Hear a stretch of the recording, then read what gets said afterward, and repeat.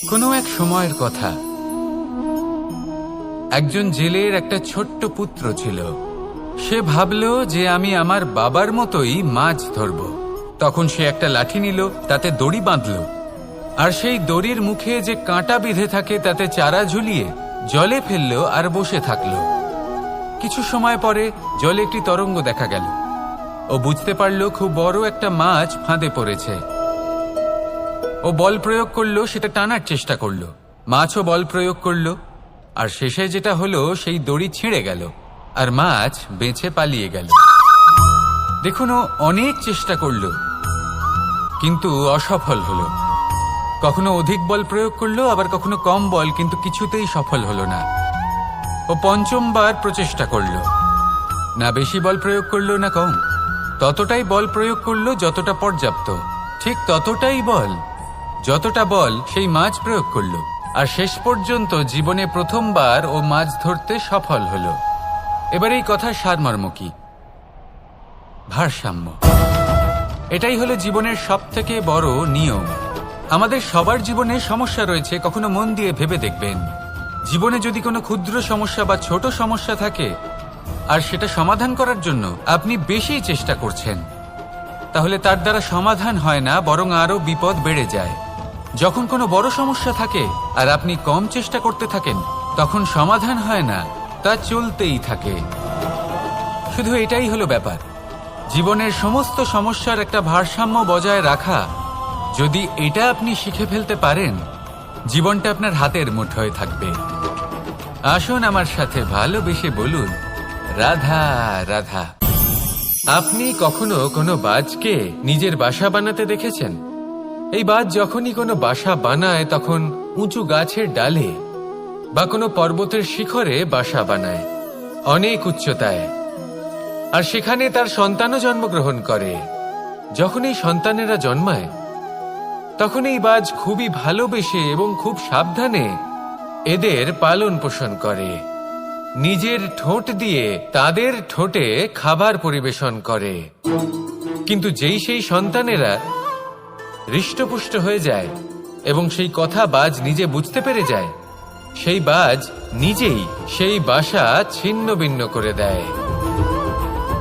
সেই সন্তান যাদের সবেমাত্র ডানা গজিয়েছে, কিভাবে উড়তে হয় তারা জানে না, সেই সন্তানগুলিকে উচ্চতা থেকে ঠেলে দেয়। সেই সন্তান প্রথমে ভয়ভীত হয়ে যায়। তারা সামনে মৃত্যুকে দেখতে পেয়ে ভয়ের কারণে তাদের ডানা ঝাপটাতে থাকে, আর সেই প্রক্রিয়াতেই সেই সন্তানগুলি উড়তে শুরু করে দেয়। এবার এই ঘটনায় আমরা কি শিক্ষা পেতে পারি?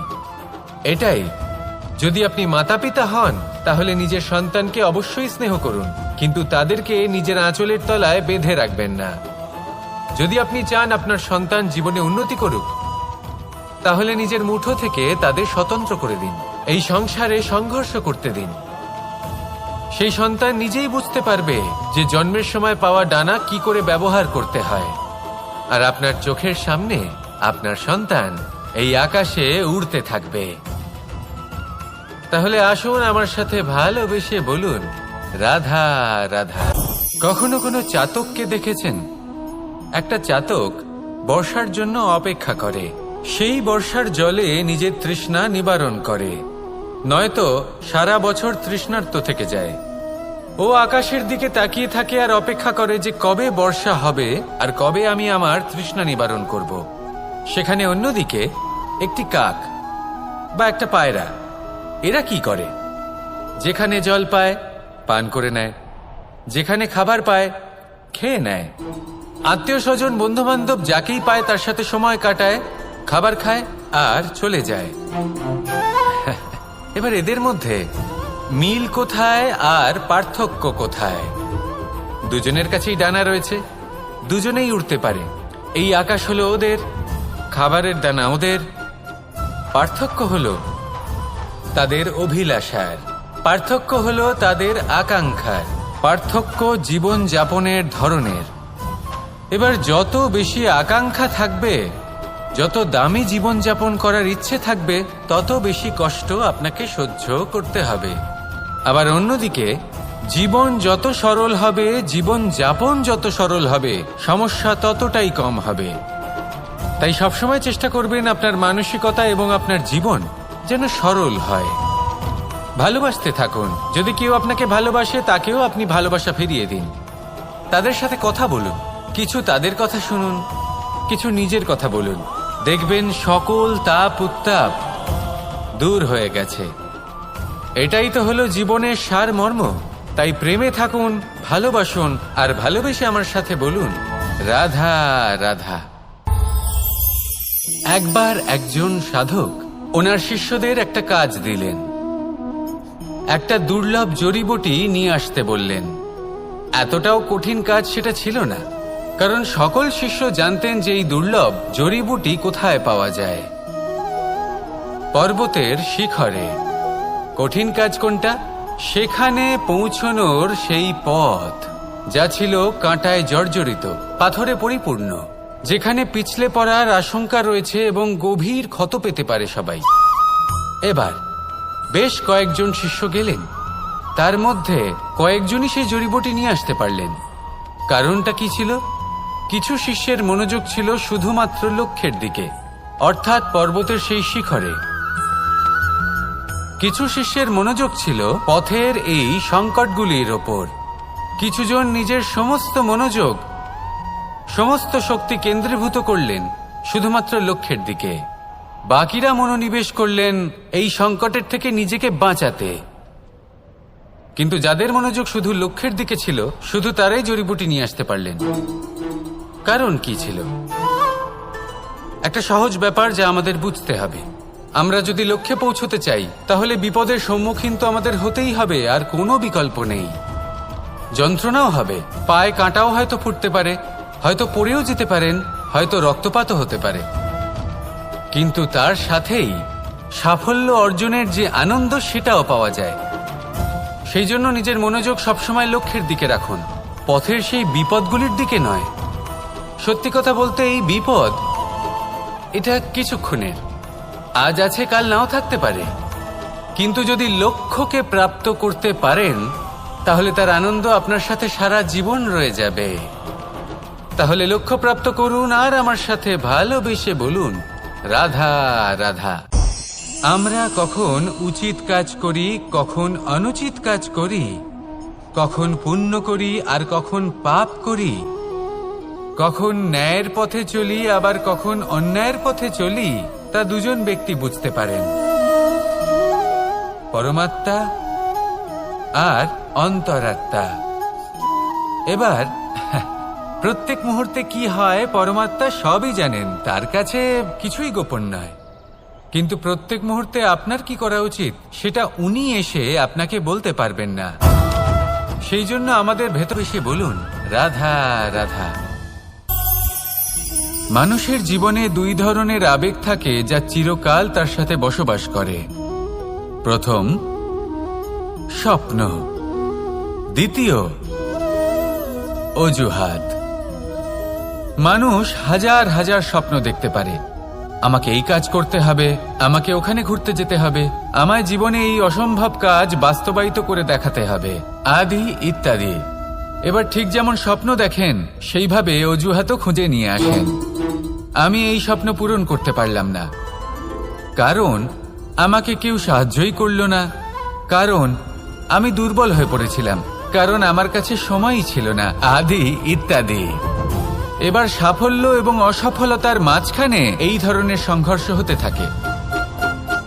সাফল্য তখন লাভ করা সম্ভব যখন আপনার স্বপ্ন আপনার অজুহাতের থেকে অনেক বড় হয়, আর অসফলতা তখন পাবেন যখন আপনার অজুহাত আপনার স্বপ্নের থেকে অনেক বড় হয়।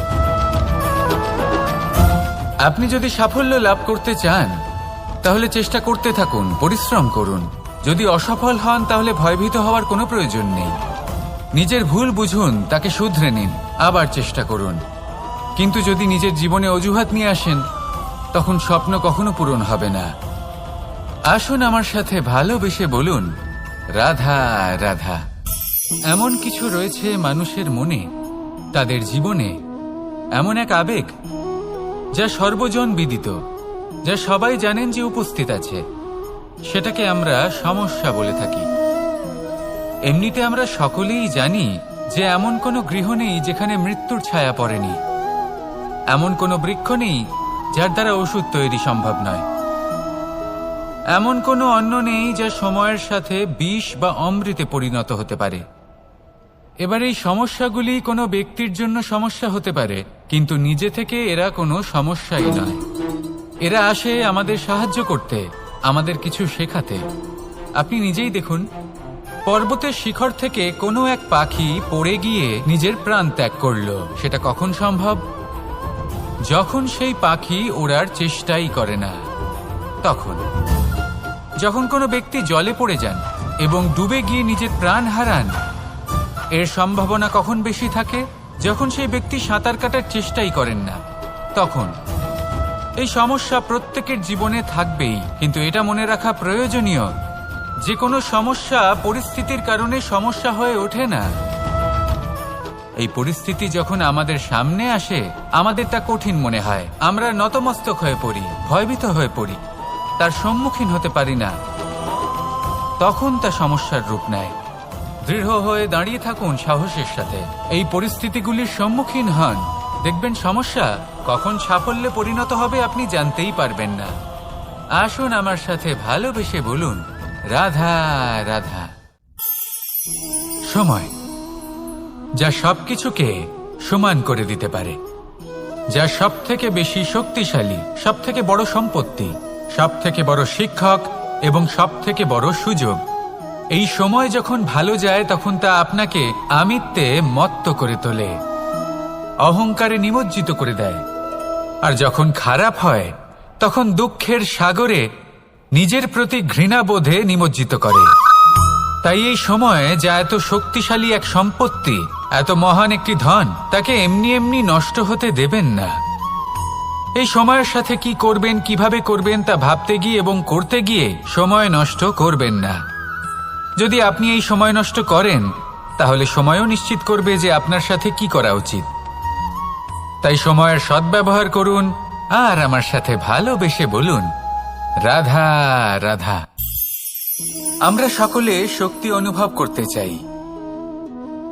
এবার যদি আপনাকে জিজ্ঞেস করা হয় যে সবথেকে বেশি শক্তির অনুভব কোথা থেকে করা সম্ভব, তখন কেউ কেউ বলবেন পুষ্টিকর আহার গ্রহণ করলে, ব্যায়াম করলে, কেউ বলবেন ধন লাভ করলে, বন্ধুদের থেকে, পরিবারের থেকে, আদি ইত্যাদি। এইভাবে আপনি শক্তির অনুভব অবশ্যই করতে পারেন, কিন্তু সবথেকে বেশি শক্তির অনুভব যদি আপনি করতে চান, তাহলে তা পাবেন শুধু একতার দ্বারা, সংগঠনের দ্বারা। যদি আপনাকে উদাহরণ দিই, নিজের এই হাতটাকে দেখুন, 5টা আঙুল রয়েছে। কোনো একটা বস্তুকে নিজের একটা আঙুল দ্বারা তুলে ধরার চেষ্টা করে দেখুন, বড়ই কষ্ট হবে। তখন আপনি বুঝতে পারবেন যখন এই 5টি আঙুল একত্রিত হয় তখন কোনো কাজ কতটা সহজ হতে পারে। এটাই হলো শক্তি, একতার।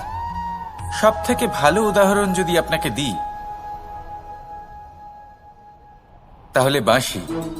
এই বাঁশি থেকে অত্যন্ত মধুর সুর নির্গত হয় যা সবার মন প্রসন্ন করে দেয়। এই কথা সত্যি, কিন্তু এই বাঁশি আমি একটা বা দুটো আঙুল দিয়ে বাজাতে পারবো না। আমাকে প্রত্যেকটা আঙুল ব্যবহার করতেই হবে, তবেই এর থেকে মধুর সুর নির্গত হবে যা সকলকে প্রসন্ন করবে, ঠিক কিনা? ঠিক এইভাবেই যদি আপনি চান যে আপনার জীবনরূপী বাঁশি থেকেও মধুর সুর নির্গত হোক বা সবার মনকে প্রসন্ন করে তুলুক, তাহলে আপনাকেও জীবনে একতা নিয়ে আসতেই হবে। আপনি একাও কর্ম করতে পারেন, পথ চলতেও পারেন, সামনেও এগোতে পারেন, সাফল্যও লাভ করতে পারেন। কিন্তু যখন সকলে একসাথে এগোবেন, সেই পথে চলবেন, সেই কর্মই করবেন, তখন লক্ষ্যে অবশ্যই পৌঁছবেন, সাফল্য অবশ্যই লাভ করবেন। কিন্তু সেই সাফল্য এবং তার আনন্দর সংমিশ্রণটাই একটু অন্যরকম হবে। তাই জীবনে ঐক্যবদ্ধ হন, একসাথে মিলে এগোতে থাকুন আর আমার সাথে ভালোবেসে বলুন, রাধা রাধা। জীবনে 2 ধরনের আবেগ রয়েছে যার কোনো মূল্য নেই। আমার কথার অর্থ এটা নয় যে এদের কোনো গুরুত্ব নেই, গুরুত্ব যথেষ্টই রয়েছে, শুধু এদের জন্য আপনাকে কোনো মূল্য দিতে হয় না। প্রথম আবেগ হলো আনন্দ, প্রসন্নতা। এটা আপনি যে কোনো জায়গায় খুঁজে পেতে পারেন যদি আপনি খুঁজে পেতে চান। আপনি কোনো পুষ্পের সৌন্দর্য দেখে প্রসন্ন হতে পারেন। বায়ুর কারণে যখন একটি বৃক্ষ শিহরিত হয় সেটা দেখে আপনি প্রসন্ন হতে পারেন। একটা ছোট্ট শিশুর কলরব শুনেও আপনি প্রসন্ন হতে পারেন। একটা ক্রন্দনরত বালককে হাসিয়ে আপনি প্রসন্ন হতে পারেন। সবকিছু আপনার উপর নির্ভরশীল। সেখানে আরেকটি আবেগ হলো দুশ্চিন্তা। মানুষ বড়ই দুশ্চিন্তা করতে থাকে। আজ আমি এই কাজ করেছি, সেই বিষয়ে চিন্তা। আজ আমি এই কাজ করতে পারিনি, সেই বিষয়ে চিন্তা। কাল আমাকে এই কাজ করতে হবে, সেই নিয়ে চিন্তা। আমি কি সেই কাজটা করতে পারবো, সেই বিষয়েও দুশ্চিন্তা। চিন্তা সর্বত্র রয়েছে, যার জন্য মূল্য দিতে হয় না। যত চান আপনি একত্রিত করতে পারেন। একটা গুরুত্বপূর্ণ কথা মনে রাখবেন, প্রসন্নতা জীবনের একটা নতুন সূত্রপাত। সেখানে দুশ্চিন্তা হলো জীবনের চিতার সমান।